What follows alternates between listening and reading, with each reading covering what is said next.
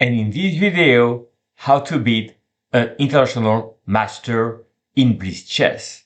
So what is the IM exactly? It's a FIDE title just below the Grandmaster level. International Master in Chess. And today we're going to present how to beat an IM and the Chess and Ladder guide. You can see on the right the rating on chess.com of a typical IM and one that I have beaten recently. In the 3 game presented today, every time I'll open with 1e4, but we're gonna see 3 different openings. The IM with the black pieces here decided to go for the Italian. This is something that I've shown on my channel. I have many videos. I'll put the links in my description. And now the game goes on. And here, as I said in my video, you could just castle here, but trickier is to play knight h2, going to g4, queen f3, attacking the king. That's the secret recipe of chess and ladders. And now we're on move 14. As you can see, I have my queen on f3, my knight on f5, my second knight here, coming here. And here I surprise my opponent and I sack a piece. My opponent took, and now the rook here is attacked. Rook e8 play. Can you find out what I play next? Feel free to pause the video. So here I have sacrificed a piece for 2 pawns. And I play bishop g5, attacking that knight on f6. Now, in the game, my opponent and I am play king g7. But you may wonder, what if my opponent was a GM, grandmaster? Well, a grandmaster will have figured out the best move that Stockfish is pointing out. Feel free to pause the video. What was the best move here for black to play?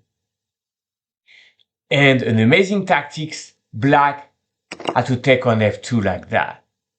Now, if I take with the king, check. And black is doing very well. But if I take with the queen, then knight takes like that. And if I take the queen, black takes the queen here. And if I take the knight, black is perfectly fine here. So that was a key move to find. But instead of bishop f2, my opponent played king g7. And now, what is a natural move? Knight g4. We're attacking that knight, right? So bishop takes. And now we have the h file open, right? So my opponent, very strong player, try to defend. Now I'm taking here, and what's happening? If the king takes, this is game over. Of course, my opponent saw that and captured with a knight. And now, feel free to pause the video. This is a key moment. I'm still down the piece. What should white play here? And here, this is the key moment of the game. I played king e2. What is the idea? Well, I'm coming to h1 and I'm attacking over here. My opponent tries to defend. Rook h1, bishop e7. So my opponent is securing the f6 knight. But now I play queen h3, trying to come here. Let's say I play a random move. This is checkmate.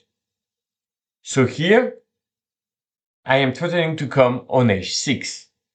My opponent plays queen g8. And here, how do you finish it off? Queen h6, checkmate.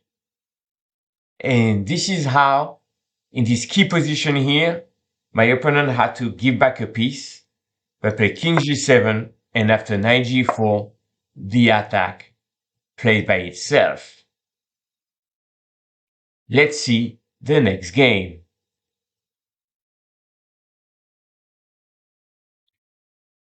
In the next game, I'm playing 1e4, and this was harder to beat my IM opponent here. So here he played the modern d6, bishop g7, and g6. Play bishop e3, and now this is white to play. Feel free to pause the video. What would you play here? And here I have many options. I can do bishop e2, bishop g3, maybe d5, but I played e5.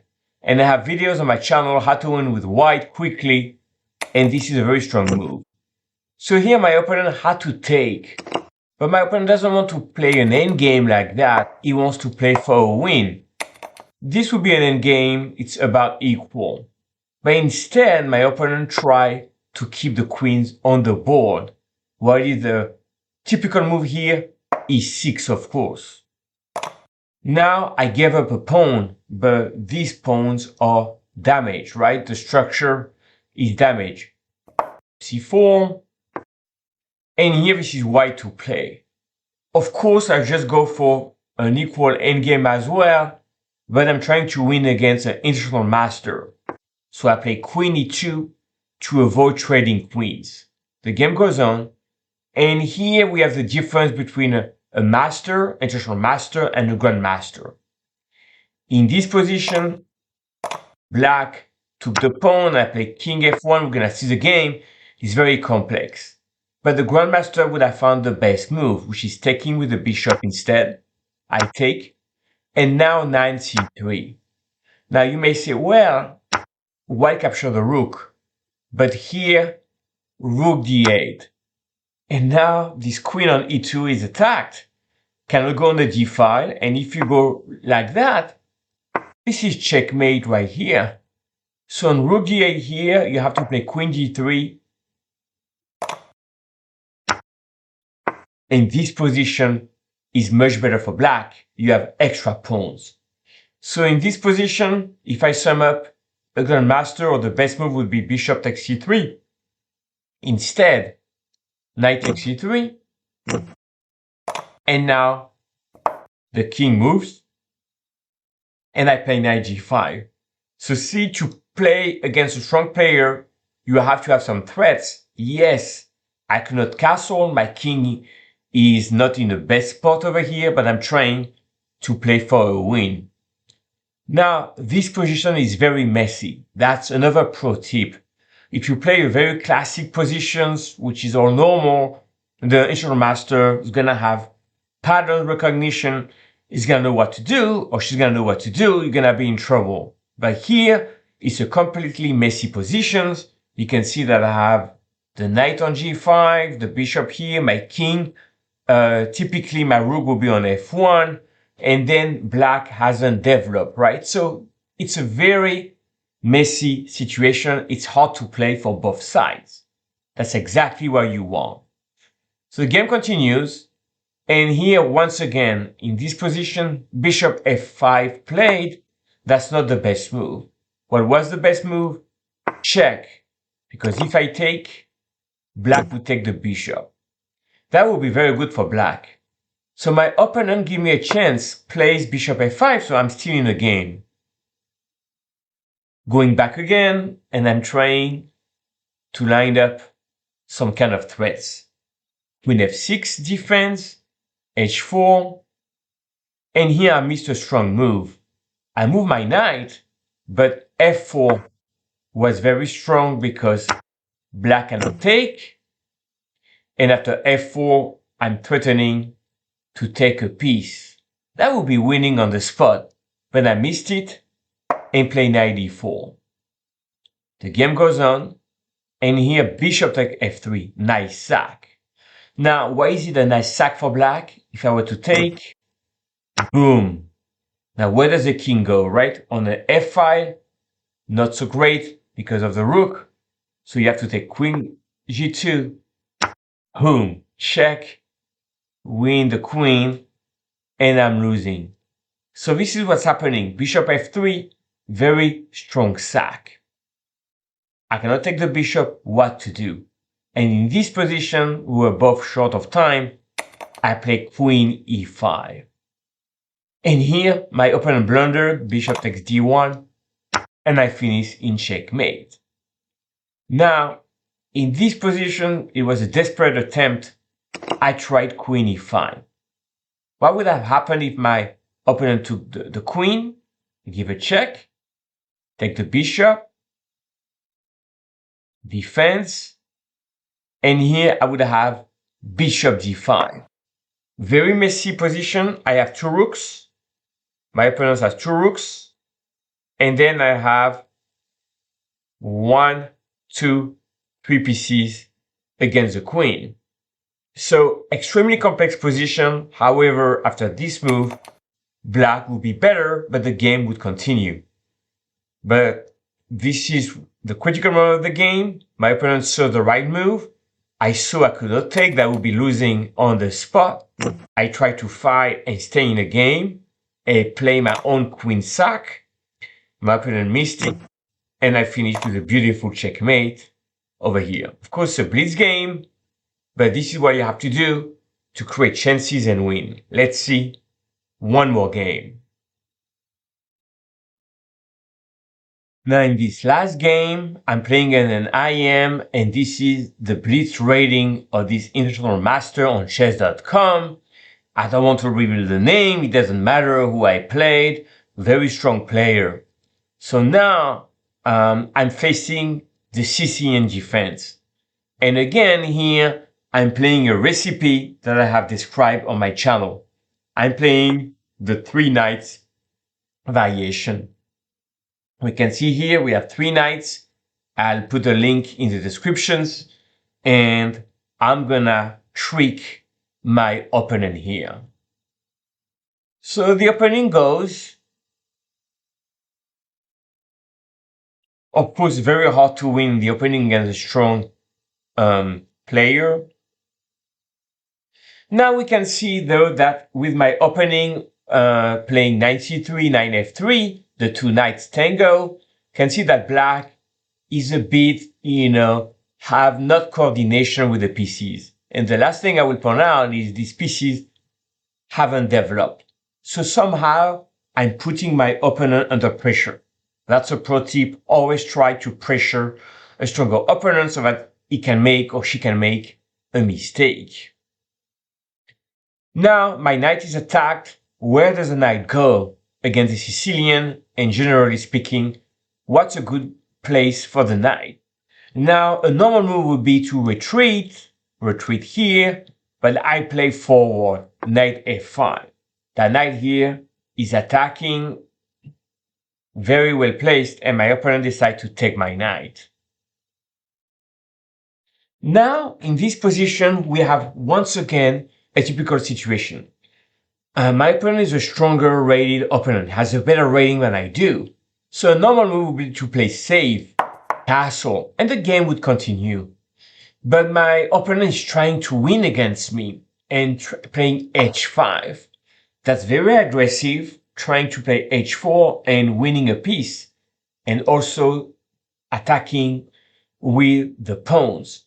Now, what is the drawback of that move h5? Well, it's pretty simple. That king here is right in the center. Black hasn't finished development. So I play h4 to define my piece, rook g8, and here queen a4 check. I'm attacking the king here, and the king is moving on the side. Now I take, and attack the rook right here. So here, the player with the black pieces thought that I made a mistake and played rook g4. I'm sure the international master thought was winning because that's a very decisive attack. Let's say if I play c4 here, defending the queen, boom, I'm down a piece and I'm gonna lose the game. But here, feel free to pause the video. This is why to play. What would you do here?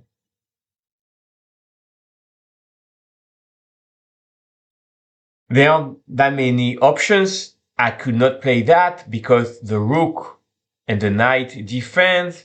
So the right move here was giving up the queen.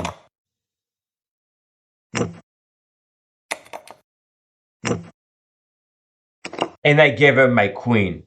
I have a rook and a knight against a queen, and we have one rook each remaining. So position is messy. I have one extra pawn, very complex to play.